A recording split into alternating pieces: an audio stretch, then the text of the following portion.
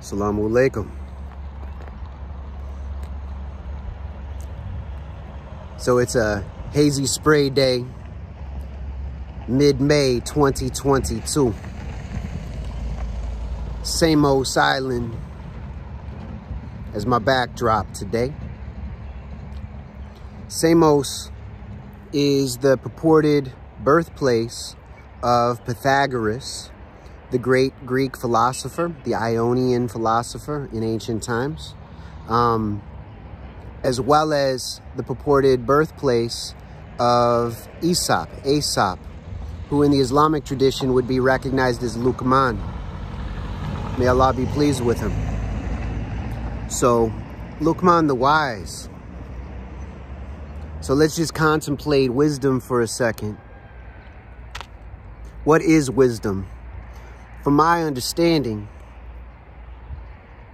we are called to be readers of reality, the inner and the outer reality through Iqra. This is the command. This is the call to read the inner and the outer signs. And decided to take a little independent journey. But so we're to read the inner and the outer signs, and to do so in a comprehensive, systematic, and holistic manner.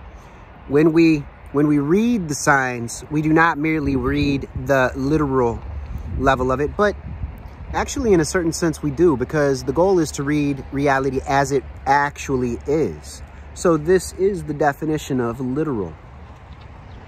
And so in that sense, I'm a literalist, that I'm seeking to see reality, the inner and the outer, as it actually is. Not the way I imagine it to be, not how I want it to be, not how I think it should be. Not even as I might think it to be. You know, as I may have been told it is. Being told something and memorizing it is often quite dangerous, because people get overly attached to a concept. And if they do it in a devoted manner, then it becomes a form of idolatry. Because at present, I'm defining idolatry as devoted, unhealthy attachment to people, places, things, and ideas. It's a misconceptualization, a misviewing, a misreading of reality as it is. And idols could be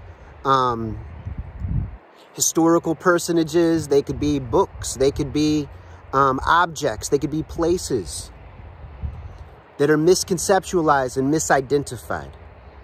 And we don't want to be among the idolaters. We want to read reality properly. So what we need to do is we read the signs, the inner signs and the outer signs. Now, each sign, each symbol is a data point, a datum. It's information. We take this information, we sift it, and we organize it according to patterns, according to qualities and characteristics.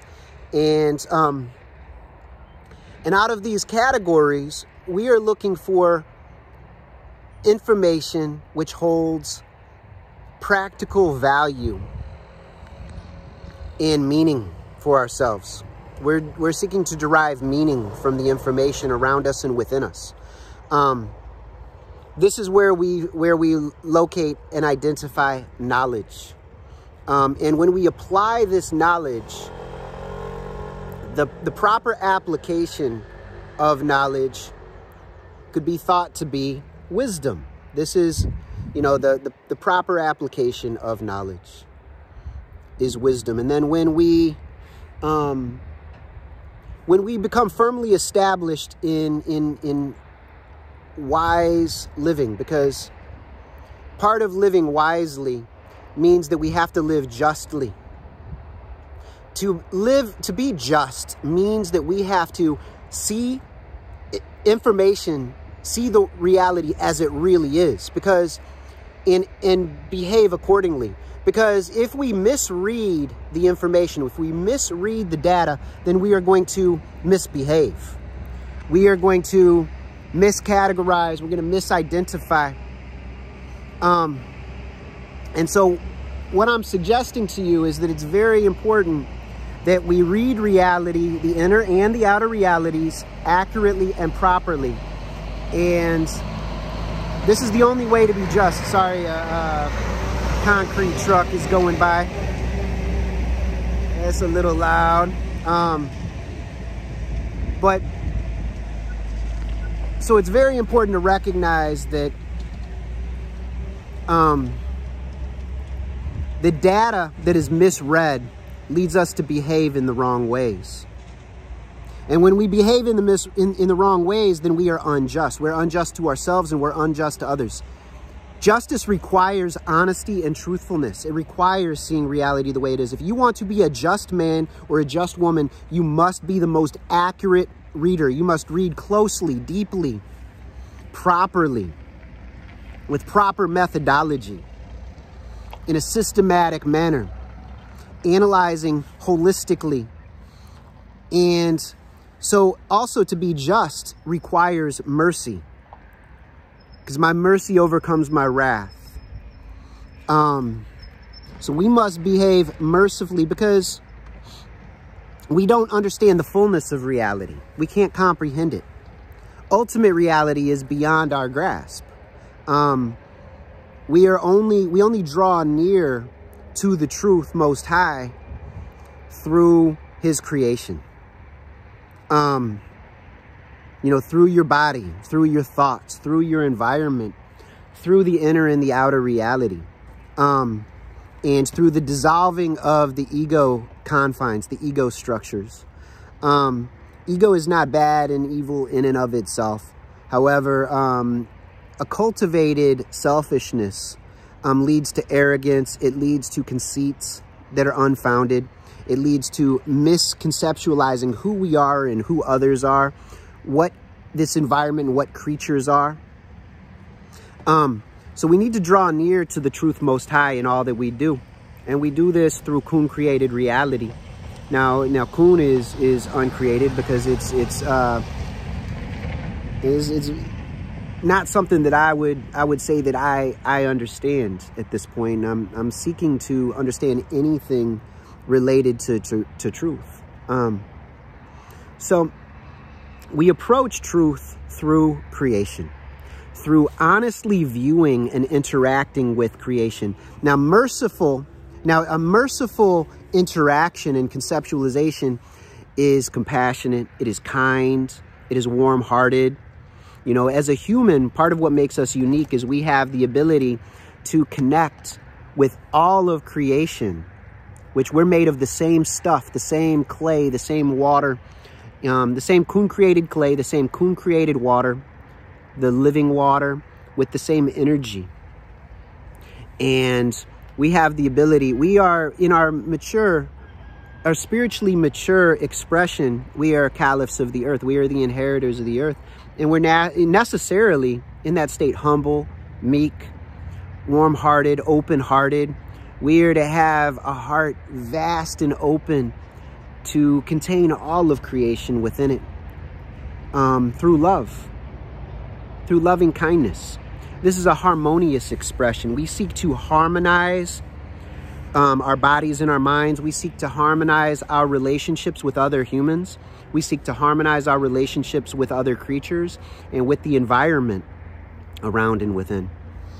So this is important for justice. So reading accurately is very important. This is not just, when I say reading, do not mistake it and think that I'm just speaking about text. Text is a teaching tool that consists of signs and symbols, and many of the techniques that you practice when you are reading a text closely and deeply, you can apply to the outer and the outer readings. This is one of the ways that people become adept at reading their own dreams or dreams of others, because it consists of signs and symbols, and there's certain universals, from just being human and being in this world. There's certain universals that we can connect upon, certain principles. So anyway, I just wanted to make a short video and just talk about the importance of reading reality accurately, and that this is part of the path of wisdom and compassion.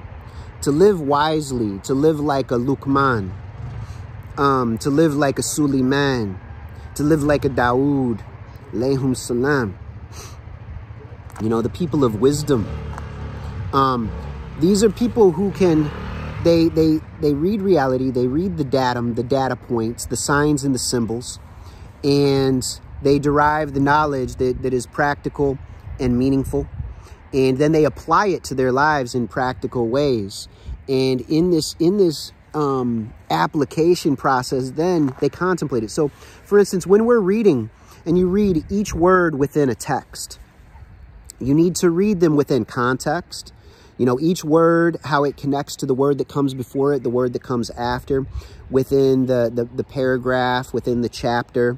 You know, you're thinking about the context of time and space, and time and place. So context is key. And we need to be able to then sit with it and really contemplate it. We mull it over. Once we have applied this knowledge and in a practical, meaningful way, then we contemplate it over time, and profound insight can arise. You know, and this can happen through, we read our dishes, we read our bed, when we're making our bed, when we're doing our dishes, when we're driving, and we become absorbed. Absorption states are very important. You know, like when we develop states of strong concentration, we're reading the signs, and we're applying our attention to a line of text, to a horizon, you know, the skyline, to our body sensation or our breath. And we study the patterns over a period of time. And like through concentration, we go into a calm, focused state. And in this, we begin to read and follow the patterns and observe very closely to see interconnections. We look at the junctures. And then we start to observe the patterns. Like if you were scanning the outer surface of your body, and you do it long enough, you start to notice the symmetry of the human form. The upper, the lower, the inner, the outer. You start to notice the binaries, the pairings. You know, how the left and the right hands mirror one another, and then the left and the right foot mirror one another, and then you see a mirroring effect between the right hand and the right foot, the left hand and the left foot. You know, a correspondence between the palm of the hand and the sole of the foot, the spacings between fingers and toes, the nail beds. You start to notice, say, within your fingers, how each finger and each toe, the way the bones are aligned, and with the nerve clusters at the nail beds, that it is corresponding with the spinal cord.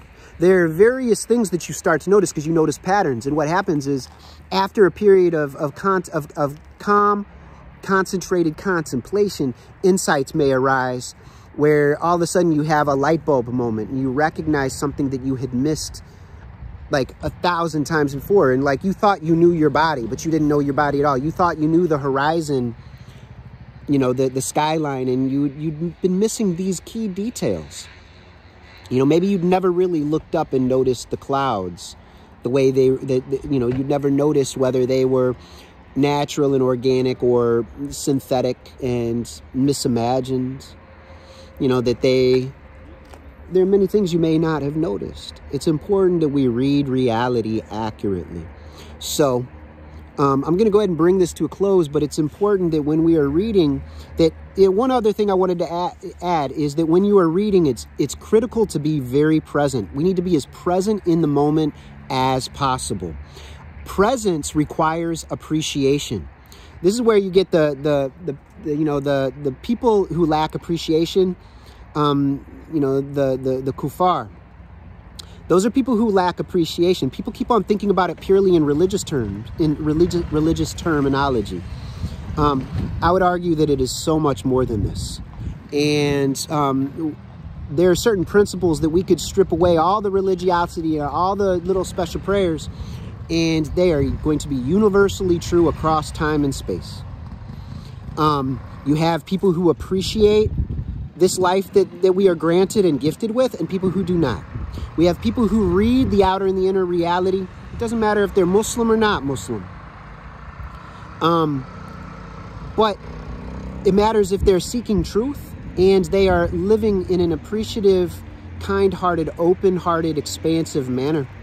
So I would encourage us all to be present in the moment, to be appreciative, to be warm-hearted and expansive, to read the inner and the outer reality accurately, to sift the information that you see and to recognize the patterns, the categories, according to qualities and characteristics, and to really, really consider the application of it. After you have begun to apply this practical knowledge over time in a wise manner, then you study what arises from that. So for instance, the interactions that we have, within our body, in our minds, and with others, whether they are human or non-human, whether they're Muslim or non-Muslim, and with the environment, which is very much alive, unless we're talking about a synthetic, artificial expression within the world. And that's where we get like the false pseudo world,